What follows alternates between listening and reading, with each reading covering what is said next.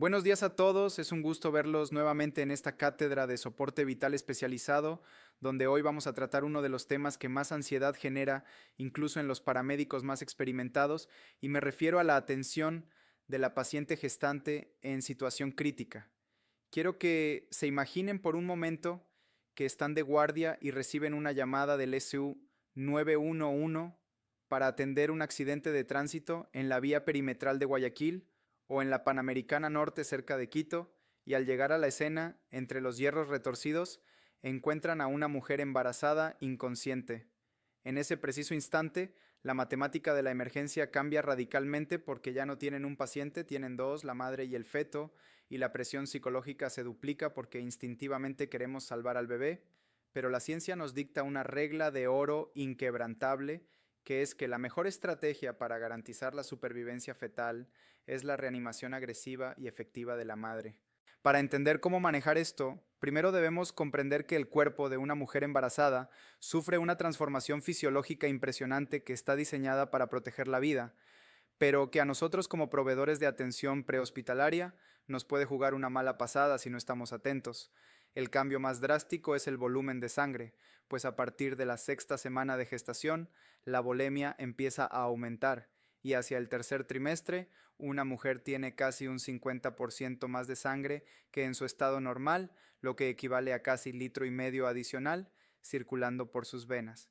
Esto es un mecanismo de defensa natural para soportar el sangrado del parto, pero en un contexto de trauma es un arma de doble filo porque esta hipervolemia enmascara el shock. Una gestante puede perder hasta 1500 mililitros de sangre, es decir, casi un tercio de su volumen total, antes de que su presión arterial baje significativamente, porque sus mecanismos de compensación son extremadamente eficientes.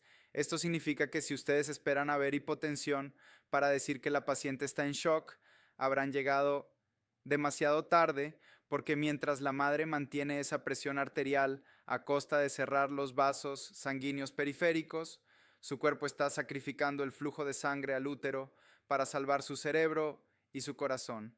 El resultado es que el feto puede estar sufriendo una hipoxia severa o incluso haber fallecido dentro del útero, mientras la madre parece estar estable, por lo que deben tener un índice de sospecha altísimo, y ante cualquier signo sutil como taquicardia o palidez, deben tratarla como un shock descompensado inminente.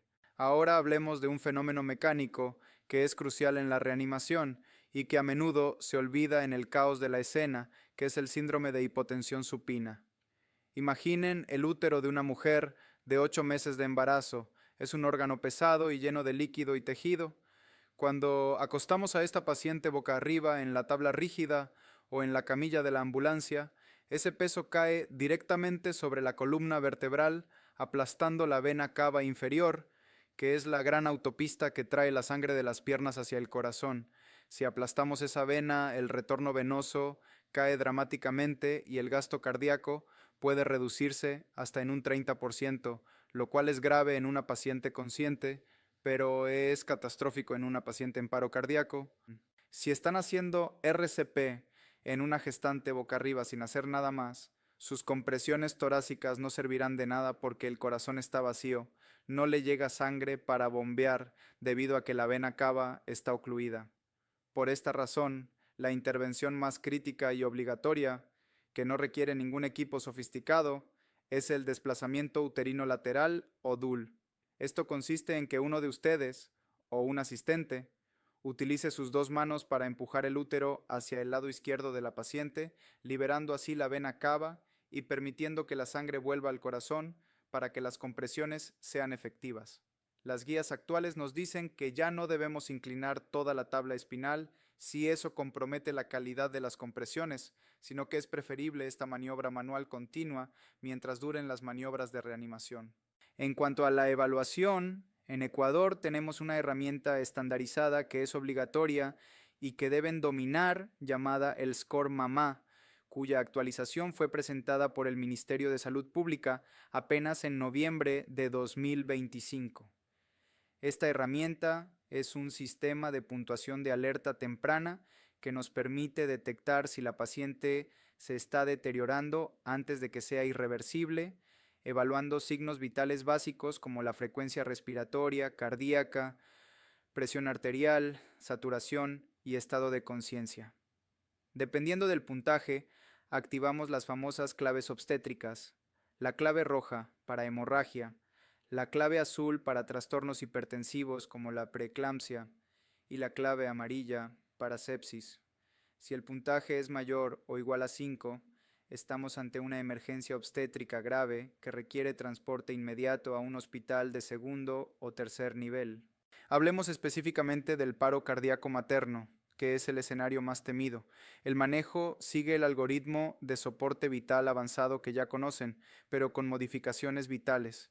La posición de las manos para las compresiones sigue siendo en el centro del tórax, en la mitad inferior del esternón, igual que en cualquier adulto, pues aunque el útero sube, el corazón no se desplaza tanto como para cambiar la técnica.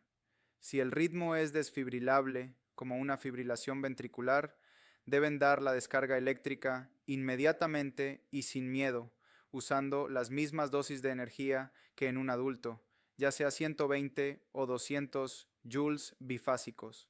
Muchos tienen miedo de electrocutar al bebé, pero la realidad es que la corriente que llega al útero es mínima y el riesgo de daño fetal es insignificante comparado con el beneficio de que el corazón de la madre vuelva a latir. Así que si tienen monitores fetales externos, retírenlos rápido si es posible, pero no retrasen la descarga. Existe un concepto hospitalario llamado la cesárea perimortem o histerotomía de resucitación, que dicta que si a los 4 minutos de RCP no hay retorno de la circulación, se debe sacar al bebé al minuto 5 para salvar a la madre al descomprimir la cava. Sin embargo, quiero ser muy claro con esto.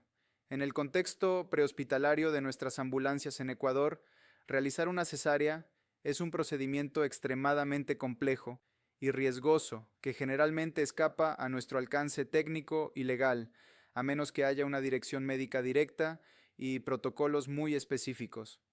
Nuestra responsabilidad es el transporte inmediato bajo la modalidad cargar y llevar, notificando al hospital el tiempo exacto de inicio del paro para que ellos estén listos con el bisturí en la puerta de emergencia. Finalmente, no podemos cerrar esta clase sin hablar de la clave roja y el manejo de la hemorragia obstétrica, que sigue siendo una causa líder de muerte materna en nuestro país. En sus ambulancias de soporte vital avanzado deben tener un kit de clave roja que incluye cristaloides, catéteres gruesos número 14 o 16 y fármacos esenciales como la oxitocina y el ácido tranexámico. Si se enfrentan a una hemorragia posparto en un domicilio, lo primero es el masaje uterino vigoroso y la administración de oxitocina, pero si el sangrado no para, deben usar el ácido tranexámico, 1 gramo intravenoso, que ha demostrado reducir la mortalidad si se administra dentro de las primeras 3 horas. Además, disponemos de una herramienta mecánica invaluable que es el traje antichoque no neumático o TANEN. Este traje de neopreno se coloca desde los tobillos hacia el abdomen y aplica una presión circunferencial que hace 2 cosas maravillosas. Primero, exprime la sangre de las piernas hacia el cerebro y el corazón, funcionando como una autotransfusión de casi 200 mililitros. Y segundo, disminuye el radio de los vasos pélvicos reduciendo el sangrado. La regla de oro con el TAN es que una vez que lo colocan, jamás deben retirarlo ustedes. El traje se retira únicamente en el hospital, cuando la paciente está estable y bajo supervisión médica, porque quitarlo antes de tiempo puede provocar un colapso hemodinámico fatal. Recuerden, compañeros, que atender a una gestante requiere cabeza fría y manos hábiles. No se dejen paralizar por el miedo de tener 2 pacientes. Enfóquense en la madre, desplacen ese útero hacia la izquierda, aseguren una buena oxigenación porque esa mujer consume mucho más oxígeno de lo normal y corran al hospital adecuado activando la clave correspondiente. Su intervención rápida y técnica es lo único que separa a esa familia de una tragedia doble. En la próxima clase cambiaremos completamente de escenario para hablar de tóxicos y del medio ambiente, así que vengan preparados para viajar desde la selva hasta los nevados.